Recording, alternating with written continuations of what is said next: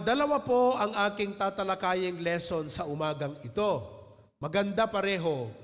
Ang una ay tatalakayin ko ang 4 na susi para ikaw ay maging cheerful giver. Yung pangalawa ay tatalakayin ko po the 4 practices of a cheerful giver. Ano yung 4 na pinapractice ng isang cheerful giver? Maganda yan. Pero mamaya ko po tatalakayin. Dito sa 4 practices, para medyo ma-excite lang kayo ng konti, tatalakayin ko po rito tungkol sa financial management. Kasi kung cheerful giver ka, bukod sa ikaw ay generous, ikaw din ay good financial steward sa mga ipinagkakaloob ng Panginoon na pagpapala sa iyo upang lalo ka pang makapag-practice ng iyong generosity. Are you following? Very good. So ngayon, sa unang lesson, tatalakayin ko ang 4 na susi upang tayo ay maging cheerful giver. While we can give in many ways, we can help the poor, we can help our neighbors, we can help other children, we can give in cash or in kind. While we can give in many ways, today we will highlight giving what is due to God. Kailangan balance po yan. Tama na maging blessing tayo sa ibang tao in a sense that we can be a blessing to our neighbors, our friends, to those who are in need, to the sick, to the poor. And somehow, our church is starting to practice that kind of principle. But while that is true, it is also most true enough that we also give what is due to the Lord. Ibig pong sabihin, may allocation ang mga pagpapala natin. So, again, while we can give in many ways, we can help other people. Today, let us highlight ang ating pong pag-uusapan is giving, ipagkakaloob at ibibigay kung ano yung nararapat na dapat ibigay sa ating Panginoong Diyos. At ito nga yung dapat talagang una na ating priority before we spend for our family, before we can even spend for ourselves, before we even try to help others. Let's make sure we give to God first what is due to Him.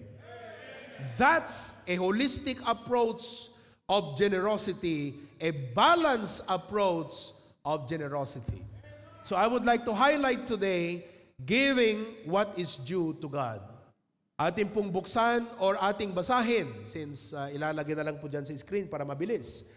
Proverbs chapter 3 in verse number 9. Proverbs chapter 3 verse 9, everybody go. Honor the Lord with thy substance and with the first fruits of all thine increase. Now, honor the Lord. Ang gagawin po natin ay hindi lang, ang isipin po natin ay hindi lang paano magkaroon ng substance. Hello? Alam ko, iniisip nyo na lahat yan araw-araw. Ang dapat isipin natin, paano i-honor ang Panginoon. And that's the seed, the challenge that I would like to share with you today. Paano natin i-honor ang ating Panginoon sa pamamagitan ng ating mga substance. And we can do that, mga kapatid, through cheerful giving. Dumako tayo sa 2 Corinthians chapter 9. Basahin natin ang mula 6 hanggang 11. Ganito ang sabi, and read with me together, go. But this I say, he which soweth sparingly shall reap also sparingly. Sa Tagalog ang maghasik ng kaunti aani ng kaunti. Gusto nyo bang umani? Kaunti o marami? Nakadepende sa paghasik. Sapagkat ang pangalawa ang sabi, he which soweth bountifully shall reap also bountifully. Ito, 7. Ito yung pinaka-puso ng ating aral. Verse 7, sabi, every man according as he purposeth in his heart, so let him give, not grudgingly or of necessity. Bakit po? For? Ayun. Okay. Teka. Excited ako, pero alam niyo po yung salitang God loveth a cheerful giver. Gusto ko lang i-define saglit itong God loveth a cheerful giver. Kasi ganito po yan. God loves everyone. But God loves the cheerful giver. Anong pinagkaiba yung mahal ng Diyos ang lahat ng tao at mahal niya yung cheerful giver? Ganito po yan. Yung God loves all men, ibig pong sabihin mga kapatid, God is concerned of our welfare. Concern of our welfare. Whether saved ka or unsaved ka, magpo-provide siya para sa'yo kasi mahal ka niya. Are you listening? Yun po yung ibig sabihin na God loves us all. Benevolence. Everybody say the word benevolence. Parang kung ikaw ay magulang, 6 ang anak mo, mahal mo lahat yan, magtatrabaho ka para paaralin sila ke mabuti o hindi, ke masipag o hindi ang anak, pero dahil mahal mo silang lahat, magpo-provide ka para sa kanila. Tama ba? Yun ang ibig sabihin ng God loves all men. Pero ibang klaseng love itong pagmamahal ng Diyos sa cheerful giver.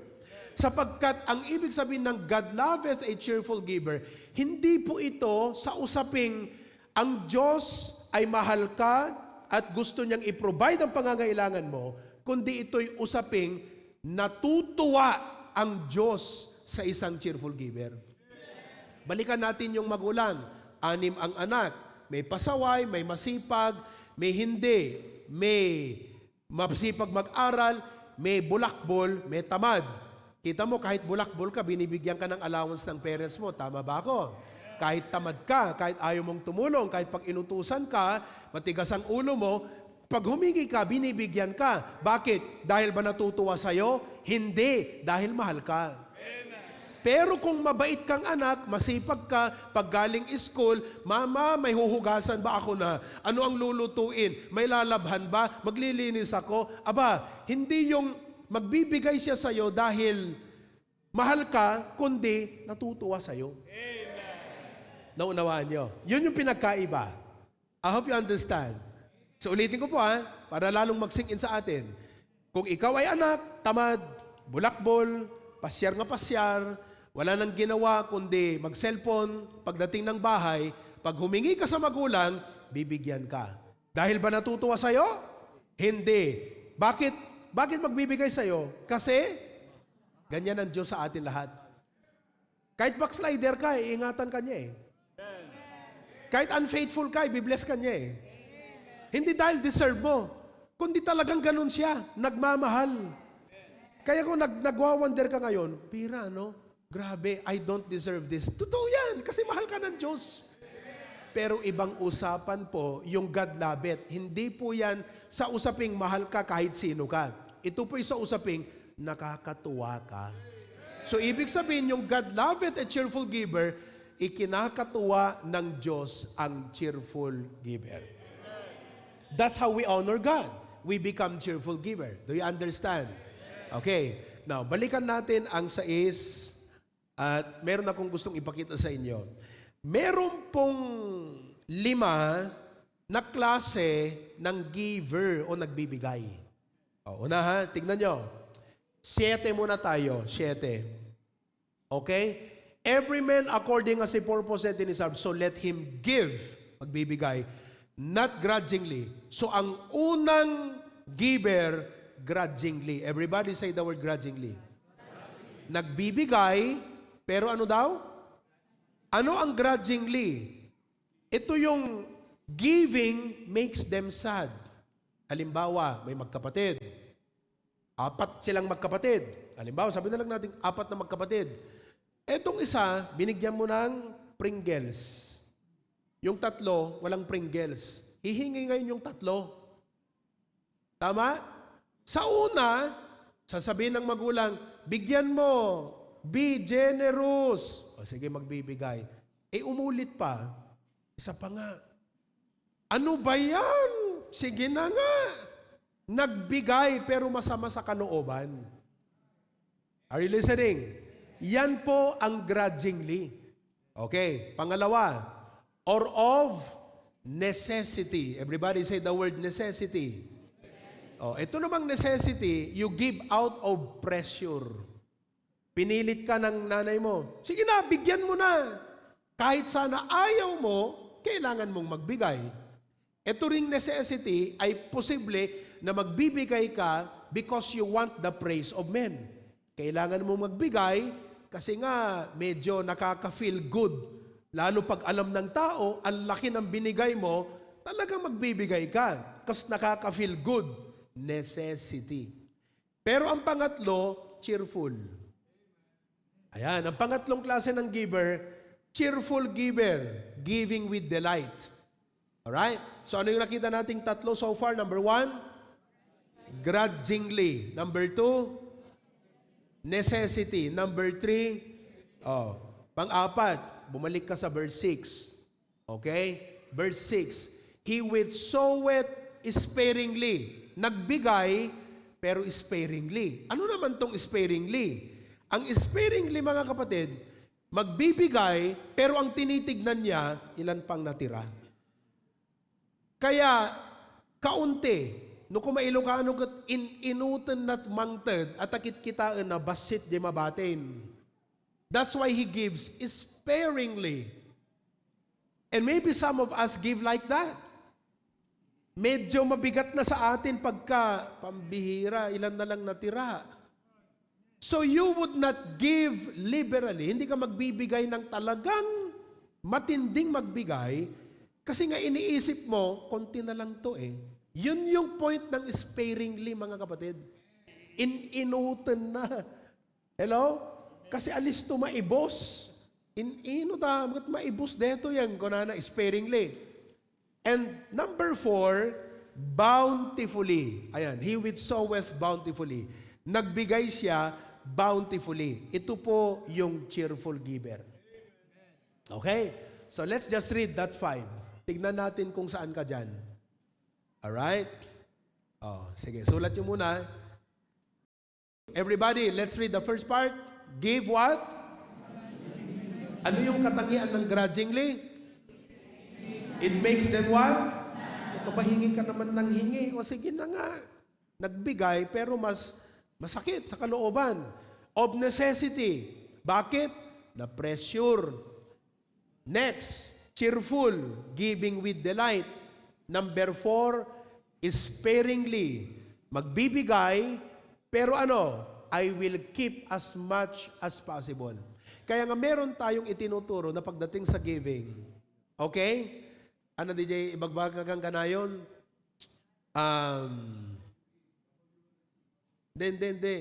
Mamaya, makakats ko rin yan.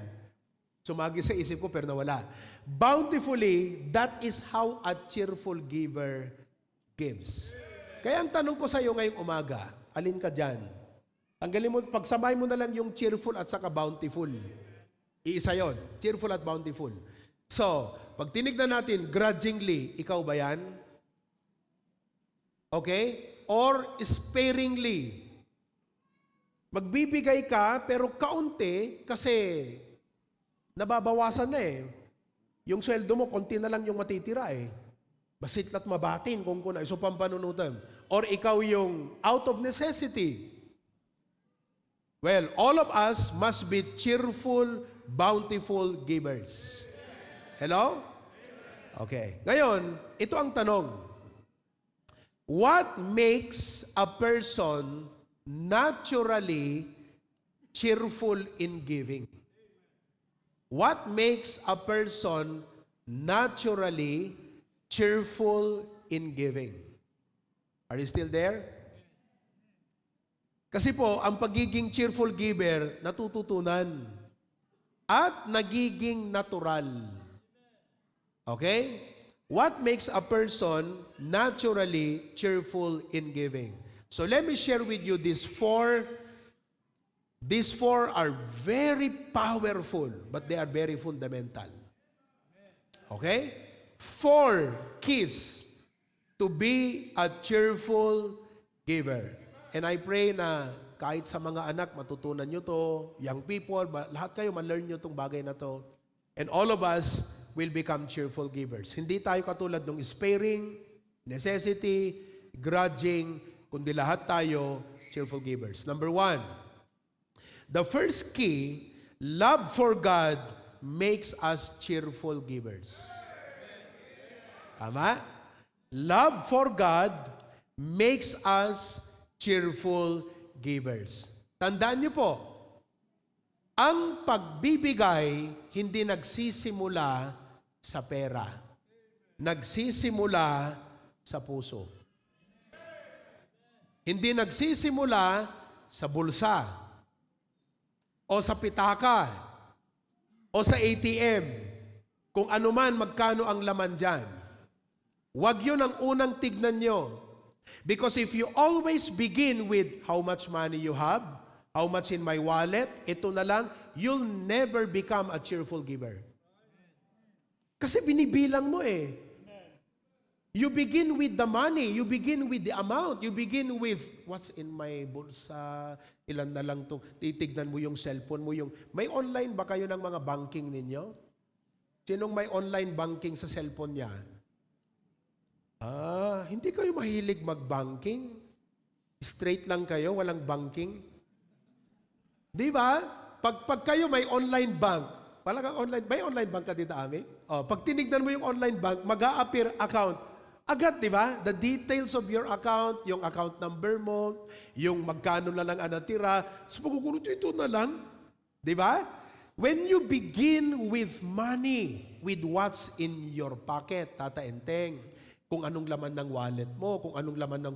Pag doon ka nagsimula, hindi ka pwedeng maging cheerful giver. Kasi pera yung magdidikta sa'yo eh.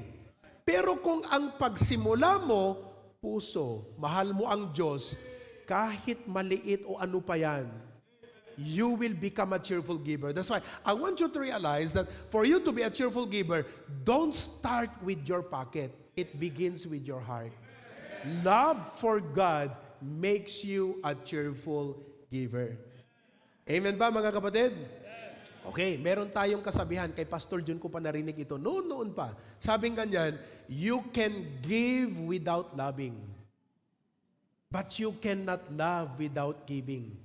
Yung una, grudgingly or necessity, nagbigay kasi kailangan, masama sa loob, sparingly. Give without loving, pwede. Pero kung gusto mo maging cheerful giver ka, love, you cannot love without giving. It's a giving that's motivated by love. Kahit doon pa lang, sapat na tong point eh, na-establish ko na yung dapat maintindihan nyo dito sa love eh. Love for God makes us cheerful giver. Now, when we say we love God, medyo dagdagan ko pa ng konti, no? Para mas ano nyo. I-define ko lang sandali itong love God. Everybody say love God. Do you love God? Ang sabi po dito sa Mark chapter 12 verse 30. Mark chapter 12 verse 30. Okay? Everybody read. And thou shalt love the Lord thy God with all thy heart and with all thy soul and with all thy mind and with all thy strength. This is the what? Okay. Pag naligtas ka na, anak ka na ng Diyos, ang una sa mga utos na dapat mong alalahanin is to love God. All of us love. Pero kung mali yung minahal mo, hindi magiging maganda ang epekto sa buhay mo. Kaya ang sabi ng Bible, mahalin mo ang Diyos. Sa Kanya mo ibigay ang buong puso mo at lahat-lahat. Now, what does it mean to love God? What does it mean to love God? Let me just explain this shortly, simply. What does it mean to love God? When you say you love God, kasi iba po yung you love people. Pag sinabing you love people, halimbawa, mahal mo ang mga tao, tutulong ka sa kanila. Tama o hindi? Ang tawag doon, compassion.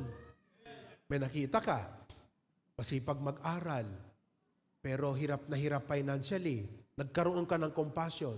Sabi mo, brother, ito, kunin mo to ha, pang allowance mo. Di ba? Nagkaroon ka ng love doon sa tao, correct? Is that how we love the Lord? Na kawawa ang Diyos. Kailangan ko siyang bigyan. Ganun ba? Is that how you love God? No.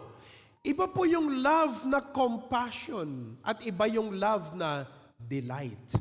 Pag sinabing delight, yung kagalakan mo na makita mong masaya siya. That is the love that we need to learn to develop. Kailangan kong i-clarify ito kasi lagi nating sinasabi, love God. Paano bumaba? Ano ba yung, what's the meaning of love God? Di ba?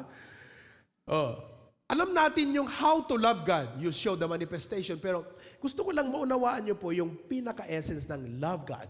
You do not love God in the same way that you love a person like you're compassionate, tinulungan mo yan. Diba? Parang isang politiko, mahal niya yung kanyang mga tao, kaya he's willing to give himself. Like Jesus loved us, He gave Himself for us, just like that. Because He was compassionate to us. Tayo po, yung love natin sa Diyos, hindi po yung dahil naaawa tayo sa Kanya. Ang love, kapatid, na dapat mong tutunan pagdating sa love God is ang maging kagalakan mo, makita mo na mapasaya at matuwa siya. Amen. Your happiness is His happiness. And His happiness becomes your happiness. Yan ang love. That's why you ask yourself this question. Did you ever make God happy in your life? That question means, did you ever love God in your life? So when I say, I love God, ibig sabihin, I want to make Him happy. His happiness is my happiness. His joy, that's my joy. Kung anong kagalakan niya, yun ang kagalakan ko. Hello? Kaya tanungin kita, have you ever make God happy in your life? Napasaya mo na ba ang Diyos sa buhay mo? Tanungin mo ngayong katabi mo, napasaya mo na ba ang Diyos sa buhay mo?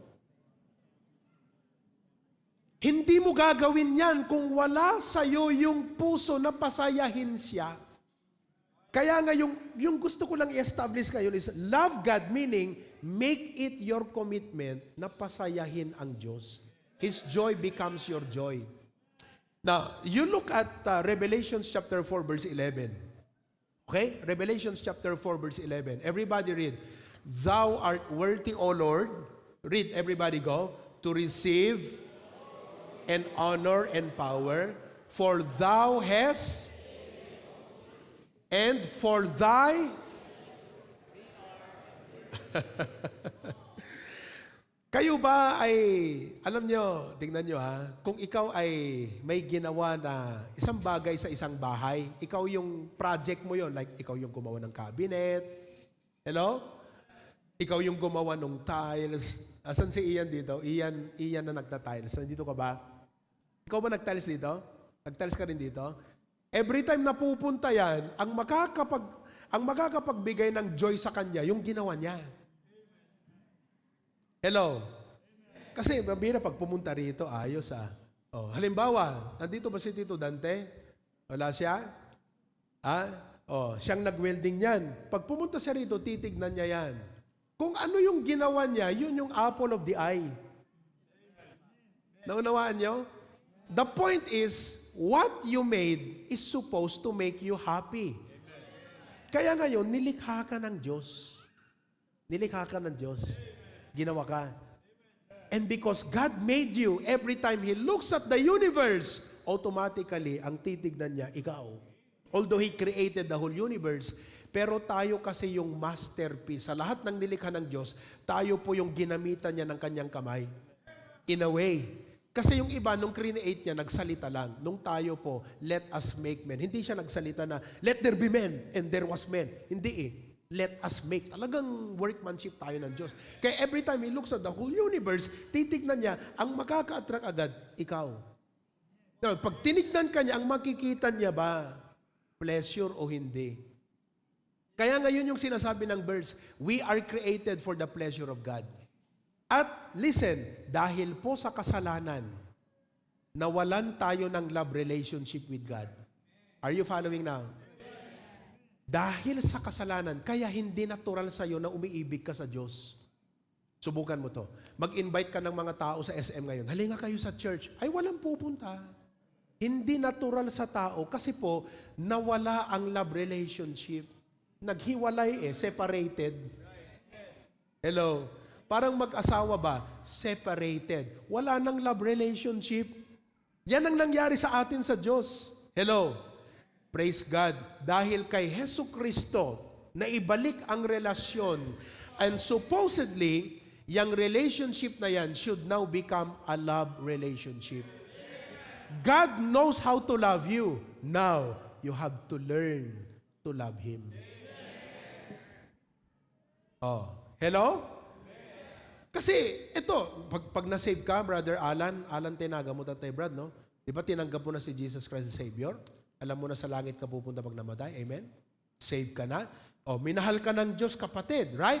Ngayon, may relasyon na kayo. Ang pag-aaralan mo ngayon, paano mo siya mahalin? And that's what every one of us should learn. Naunawa nyo? So when you say love God, it means it's a love relationship and your goal is to make God happy. Are you with me? Okay. Kaya, ma-elevate ngayon yung buhay mo na, let me also add this thing. Masaya ba kayo? Ano ang nagpapasaya sa inyo? Naragsakin mo lang? Ano't mang parparagsakin ka? Okay, listen to me ha. When God is so good to you, and He blesses you, and He provides for you, you are happy. But let us elevate your happiness from being a receiver to a giver. Kasi po, i-connect natin sa cheerful giving yan, na hindi lang dapat ang kagalakan mo, God is good, God is good, God is good. Ang dapat mong matutunan na joy ngayon is loving God, and loving God. Amen? Yung masaya ka dahil nakita mong masaya. Okay, let me end this point. Masyadong mahaba ang aking binigay sa inyo, pero let me just give you a summary. Sino po sa inyo rito mahilig magluto? Okay. In an occasion, pag ikaw ay nagluto, halimbawa, ang niluto mo kapatid, ano ba yung paborito mong luto? Dinakdakan? Imbaliktad? Wow, sarap nun. Yung mga Tagalog, alam nyo bang imbaliktad? Kilawin, pero na-i-bloods lang ng konti, na-igisa ng konti. Imbaliktad. Na may papaitan. Good for arthritis. Okay. Di nagluto ka. Tapos, ang una mong gagawin sa luto mo, hindi kakainin. Your joy is not to eat what you cooked. Your joy is to see people happy with what you cook. Pag lumapit sa'yo, grabe, paano mo niluto ito? Anong ingredients mo? Tapos yung isa sasabing ganyan, pira, ilang kilo ba yung niluto mo, Brad? Nabitin kami. Biruin mo, 20 kami, half kilo lang yung niluto mo. Pampira ka naman, Brad. Sana naman dinagdagan mo. Sarap eh. So nakita nyo ngayon? Bilang isang cook, ang joy mo, hindi yung makakain ka sa niluto mo. Ang joy mo, yung pinaglingkuran mo, masaya. Yan ang dapat joy ng bawat Christian. Hindi lang yung joy na makonsume mo yung binigay ng Panginoon sa'yo, kundi mapasaya mo siya sa binigay niya sa'yo. That is the essence of love.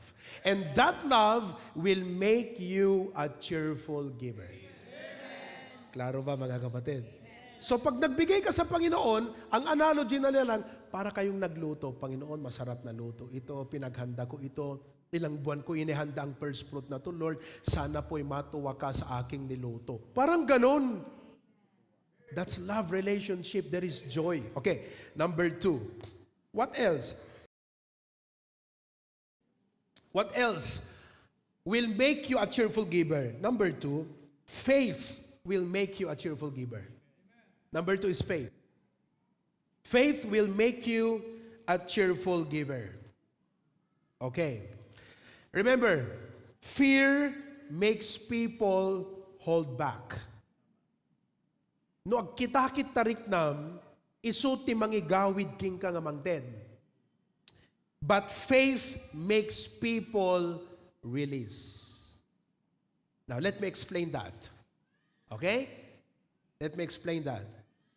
Yung fear kasi, ang iniisip mo, paano na lang yung matitira? Konti na lang tong natitira sa akin. Yung faith, hayaan mo, God will multiply what I have given. Depende kasi kung saan ka nanggagaling na isip. Kung nanggagaling ka sa kaisipang, nagbibilang ka lagi, ito na lang natira, paano na to? Pero kung nanggagaling ka sa isip na, hayaan mo, God will multiply this. And I really mean that word multiply. Hello? Anong gusto nyo po sa inyong mathematical blessings? Addition? God will add blessings. Subtract? He will subtract your blessings. Divide? He will portion your blessings. Or multiply? He will multiply your blessings. Oh. Ngayon, that can only be, yung mindset na yan, manggagaling po yan sa mindset of faith. So, kung makikita nyo, listen now. Yung una, love for God will make you cheerful giver. Hindi ka magsisimula sa pera, magsisimula ka sa puso. That's about the heart. Ito namang faith, if love is about the heart, faith is about your mind. Ayusin natin yung mind mo. Kaya hindi ka maging cheerful giver kasi mali yung pinaiikot mo sa mind mo. Fear, worry. And fear, worry cannot make you a cheerful giver. You may give but grudgingly. You may give but out of necessity. You may give but sparingly. But faith will make you a cheerful giver. Okay. Many believers think giving is losing. Pag nagbigay kasi, wala na. Nabawasan na yung pera namin. Nawalan na kami ng pera. This mindset will kill your joy. Listen, ang pagbibigay, nagbigay po ng Diyos ng analogy sa Bible. Ito yung dapat maging concept ng pananampalataya mo. Everybody say the word faith. Again, everybody say the word faith. Okay. Kung yung love kanina, ang pinag-usapan natin, joy, kagalakan. Etong faith, ang pag-uusapan natin, sowing and reaping. When you give, this must be your mindset. Giving is sowing, and there will be reaping. Everybody say that word, sowing. Anong Tagalog po ng sowing? Magtahi. Amen. Yun ba yung Tagalog ng sowing? Magtanim. Magtahi, magtanim. Tama. Okay. But give, listen, bakit po nakakapagbigay kagalakan yung idea, hindi idea yung katotohanan na ang giving ay sowing? Bakit nakakapagbigay ng kagalakan sa'yo yan? Let me illustrate. Nakakita ba kayo ng isang farmer na nagtatanim at umiiyak? Kahit si Tito Manny, iyakin si Tito Manny, pero pag nagtanim yan, hindi umiiyak sa sentido na, wala na akong binhi, Ganun ba ang nagtatanim? Hello? Halimbawa, mais. Kailan ang tanim ng mais? Kailan ang season ng mais, Tito Manny? Ngayon na. Kasalukuyan. Okay, ito na yung mga farmer. Ang dami-dami nilang mga mais. Nakakita ka ba ng farmer habang nagtatanim, wala na yung mais. Sayang to. Popcorn sana to Wala na. Ganun ba ang farmer? Hindi po Ang nagtatanim, kada butil, sabi niya, maraming mais ang kapalit nito. Yun po yung pinapakita sa atin ng 2 Corinthians 9 verses 6 to 10 that when you are giving, your faith works in the sense na ang iniisip mo, mindset, the Lord will multiply the blessings. The Lord will provide for my needs. Everybody say the word, God will multiply the blessing. Go. God will bless the harvest. Okay. Tingnan natin sa 2 Corinthians 9 verse 10. Chapter 9 verse 10. Tignan nyo maigi Verse 10. Everybody read. Now he that ministereth seed to the sower, both minister bread for your food, and multiplied and increased the fruits of your what?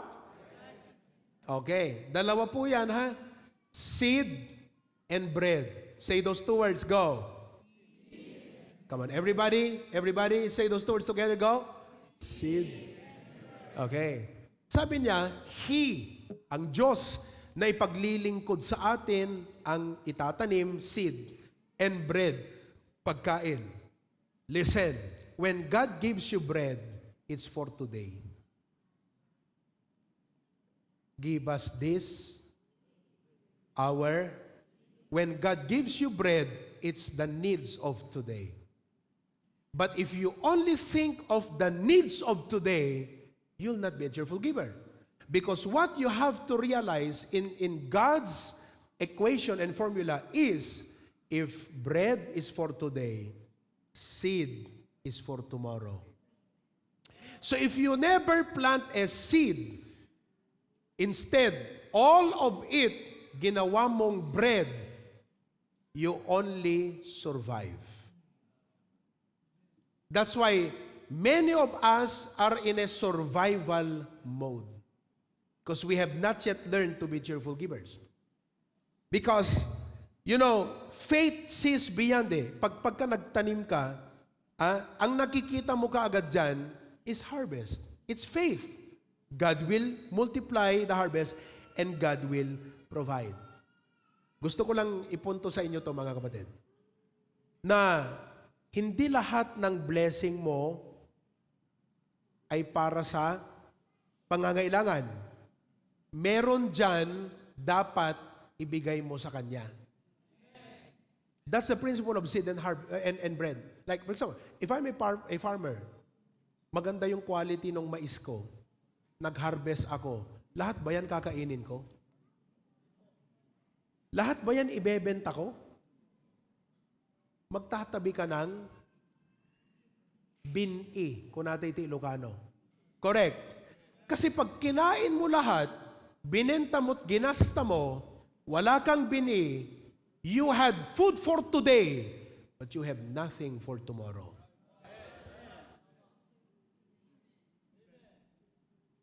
Are you with me? But when you set aside a seed, you ate what's for your bread, sinet aside mo yung seed, at nagtanim ka, you had bread for today, and you had something again for tomorrow. Actually, imbes na kainin mo yung binhi, dapat yung ngayong dagdagan mo. Because God, if you sow bountifully, you will reap bountifully. Yan po yung idea ng faith. So, to put it in one sentence or one statement is, kung ako po ay pinairal ko yung pananampalataya na imbes na inisip ko, pambihira pangkain ko to igatang ko iti bitsin, ti suka, patis, bawang, sidaan, pagbaon, digiti anak ko. Pero sabi mo, hindi. Ito yung dapat ibigay ko sa Panginoon. You plant in faith because you are like sowing as the Bible says. Anong gagawin ng Diyos sa'yo? You sow, you will reap. That is the idea of faith. So, what makes you cheerful giver? Kahit halimbawa, konti yung sahod mo, binbin na ito para ti pamilyam, magbibigay ka pa. What makes you cheerful in giving that? You are cheerful in giving that because you know in your mind, you are not losing. You are like planting. And God will continue to multiply your seeds sown. You become a cheerful giver when you give out of faith. Okay, number one, everybody say number one, love for God. Number two, all right. Number three, gratitude makes us cheerful givers. Gratitude makes us cheerful givers. Okay? God's generosity will produce generosity. Di kinaparabor ti apo ken ka, isumot ti mang tignay ken ka ngagbaling nga naparabor. Are you following? Okay. Everybody say amen if you agree with this. Everything we have came from God. Amen. I know na sometimes iniisip natin, I work hard for this. Pinagtrabahuan ko to. But you have to realize, every blessing came from God. Your job. Kung may trabaho ka ngayon, remember this, binigay ng Diyos yan. Your skills, your talents. Sometimes you are proud. Galing ko, no? Pero actually, binigay ng Panginoon sa iyo yan. Opportunities, our income, our health, and even life itself. This is my point. What if God stops giving to you? Think about it. Kasi gusto ko lang ma-realize nyo, ma-appreciate nyo yung generosity ng Diyos. Kung subukan kaya ng Diyos tumigil magbigay sa'yo, doon mo ma-realize, God, grabe ka pala ka-generous sa akin. You begin to appreciate something once it is lost eh. Once it stops eh, you begin to realize, grabe pala yon. What if God stops giving to you? Kasanon, nohan nakariingan, tibigat. Hello. Think about it. Okay? If God stops giving, we stop living. That is why we must never forget to be grateful to God for everything that we have and for all that we are. And let me read to you Psalms 116 verse 12. Psalms 116 verse 12. The Bible says, go, what shall I unto the Lord for all His what? So, gratitude will make you a cheerful giver because meron kang sense na God is so generous to me. Di ba? Meron kang parang utang na loob sa Kanya. God's been so good to me. Sometimes we only look at the problems. We only look at, the difficulties of life. And we forget, hindi na tayo grateful, kundi nagko-complain na lang tayo. At dahil wala na tayong level of gratefulness, mga kapatid, hindi na tayo masayang nagbibigay. Kasi nga we begin to grumble and complain about the difficulties of life. While, humanly speaking, nangyayari sa atin yon. That is why we have to intentionally learn to level up our gratitude. Because pag nilevel up mo ang gratitude mo, isa sa mga mabibigyan ng quality sa buhay mo, yung pagiging cheerful giver. Amen. Gratitude blesses you in many ways. But first and foremost, it makes you a cheerful giver. Number 4 and last, let me end with number 4. What makes you a cheerful giver? Number 1 ulit. Number 2, faith. Number 3, number 4, purpose makes us cheerful givers. Purpose makes us cheerful givers. Ibig sabihin ng purpose, kasi kami, ganito mga kapatid, pag nagbigay ka, di siyempre, nandun na yung love. Kung saan masaya ang Diyos, masaya ako na pasayahin siya. Number 2, may faith ka. Ba't ako matatakot na ibigay ito? God will multiply the harvest and God will provide for my needs. Gratitude. How can I not give to God? Ni apohan na naimot kanyak, apay nga imutak, nakaparparabor, apay nga jak nga ito, di paragan ko ana. Nandun na yon, right? Number 4, when you give, you have to also look into the bigger picture. Ibig sabihin, yung binigay mo, saan siya nagamit at saan siya napunta. Kasi pwede kang bumili ng milk tea, nung ininom mo, naisbo mo, that's it. Hello? Nag-restaurant ka, na-satisfy ka, that's it. But when you give, you look at the big picture. Tayo nga ang saya-saya gumastos para lang makamilk tea tayo. Lalo pa kaya yung kung saan nagamit yung ating cheerful giving? Purpose makes us cheerful givers. Your giving advances God's work. Our tithes and our offerings. Anong gagawin po? Ia-advance. Ano yung advance sa Tagalog?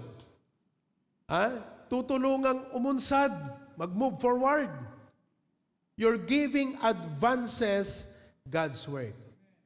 I know sometimes many of us, listen very carefully, maybe ito yung isang dahilan kung bakit parang malungkot kang magbigay. Kasi iniisip mo, what can this little amount? In proportion sa aking kapasidad, siyempre ito lang naman ang sweldo ko.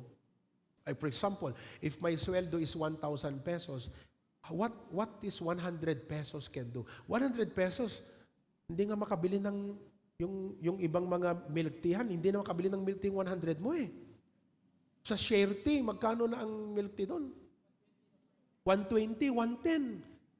So iniisip mo, 1,000 ang sweldo ko, 100 yung ibibigay kong tithe, what can 100 do? Iniisip nyo yun, di ba? What can this little amount do in proportion doon sa aking kakayanang magbigay? Ito yung talagang kakayanan kong magbigay. But what can this thing do? I want you to realize that God, sabi nga, little becomes much when it is placed in the Master's hand. Yung 5 loaves and 2 fishes, 5 tinapay, 2 isda, noong bata, maliit yun, para sa kanya lang yun. He could have consumed him for himself. And sometimes you would think like, alam, magagawa to, akin na lang to. But you know what? When he gave it to the hand of the Lord Jesus Christ, anong ginawa ng Panginoon? Jesus started to pray and thank for that 5 loaves and 2 fishes. And God performed a miracle. What can your 100 pesos do? Ano ba yung palaging nasa Facebook? Yung anong magagawa ng 20 pesos mo? Anong magagawa ng 50 pesos mo? Pero pag sa gawain ng Panginoon yan, and it is given to the Lord, and in the name of the Lord, God does not need your money in the sense na wala siyang pera na magamit sa kanyang gawain. He just wants your love, devotion, obedience, and devotion sa kanyang gawain. But whatever that amount, the right amount na binigay mo sa kanya, maliit man yan in proportion to your capacity, or malaki man yan, also in proportion to your capacity. Are you with me? When it is given to the Lord, bahala ng Panginoon, He will make it much. And so I hope today, mga kapatid, nakapagbigay ako sa inyo ng right na motivation, right motive at right mindset pagdating sa giving, that will make you a cheerful giver. I know, sometimes it feels like you are, when you give, parang risk. Pag binigay ko to, wala na. But I will tell you what, God never fails to supply. Sometimes our bills are very real to us. Amen?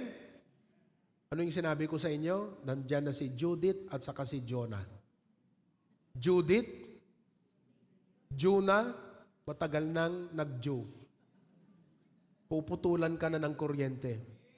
I know that bills are real, but listen, God owns the cattle upon 1,000 hill. He has all the resources to provide for you. I know that family needs are pressing. Naiisip natin yung pangangailangan ng ating mga pamilya.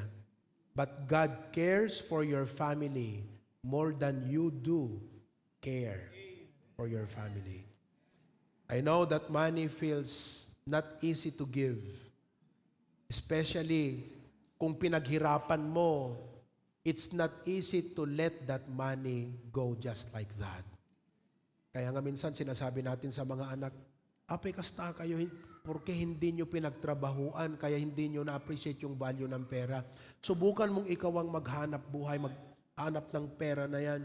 Sasabihin ko, ayaw mong gastusin yan kasi ang hirap ng ginawa mo para magkaroon lang ng 500 pesos.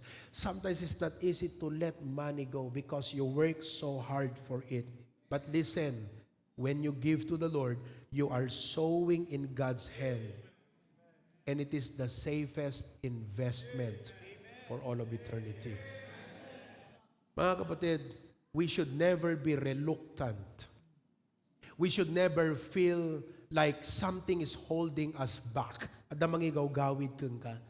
Awan dapat mangigawid jeriknam nga itud mo jay dapat para ti Apo.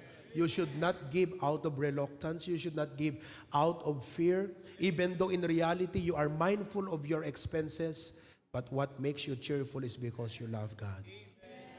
It starts with your love, not with your money. You'll never be cheerful if you keep counting how much you have. Start with your heart. See how God loved you and love Him back, and you will be a cheerful giver. Start to give out of faith. Amen?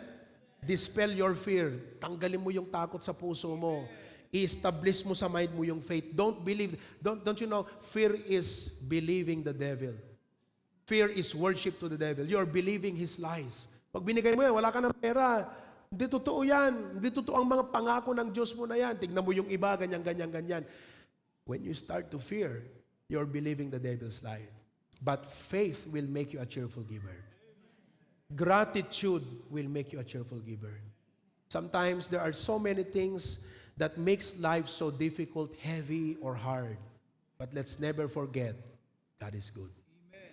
And God is gracious. Gratitude makes you a cheerful giver. And lastly, seeing the purpose will make you a cheerful giver. All of God's people say, Amen. May natutunan po ba kayo ngayon? Amen. Hindi pa po tapos, may isang lesson pa mamaya.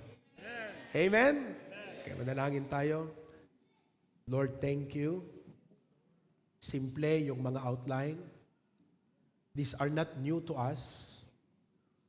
But God, it's time we make them practical in our life. Totoo, Lord. Minsan, mayroong something na pumipigil sa amin. Mayroong something na mabigat sa kalooban namin. May something na that really obstructs, Lord, yung aming generosity sa iyo. And whatever that is, we can only overcome that through these 4 keys that we have learned today. We realize today, dear God, that cheerful giving does not start in our pocket. It starts in our heart. If we just keep counting how much sweldo we have, how much expenses we need, we'll never be a cheerful giver. But if we start to love you, Lord, we will become a cheerful giver. Lord, help us to give out of faith, not fear. I know many of us are afraid, worrying, what will happen tomorrow. Why should we worry about tomorrow? We'll not worry about tomorrow if we have sown the seeds today. The reason why we worry is because we never plant seeds. Panginoon, tulungan niyo po kami na ma-realize namin yan. You are faithful to fulfill your command to provide, to multiply the seeds that we have sown. Help us to give out of gratitude, dear Lord. Minsan, the challenges of life, the responsibilities make life heavy and difficult, dear Lord. But help us not to forget to level up our gratitude. You are a gracious God. That when you stop to give, we stop to live. Thank you for always giving to us, O God. And help us to respond with gratitude. And thank you, Lord, na ito pong mga binibigay po namin. Una, Hebrews 6:10, God will not forget those works and labor of love that we have shown. Hindi mo makakalimutan ang lahat ng ito, Panginoon, and there will be reward in heaven. Though little it may be in proportion to what you have given to us, but we give it anyway out of joy and love because we know little can become much when it is placed in the Master's hand. Awan ko mga rut apo, ti mangigawid tirik na kan panunot mi ita, but we will give generously, we'll give bountifully, we will give cheerfully, we will give sacrificially. In Christ's name we pray. Everyone says, Amen. To God be the glory.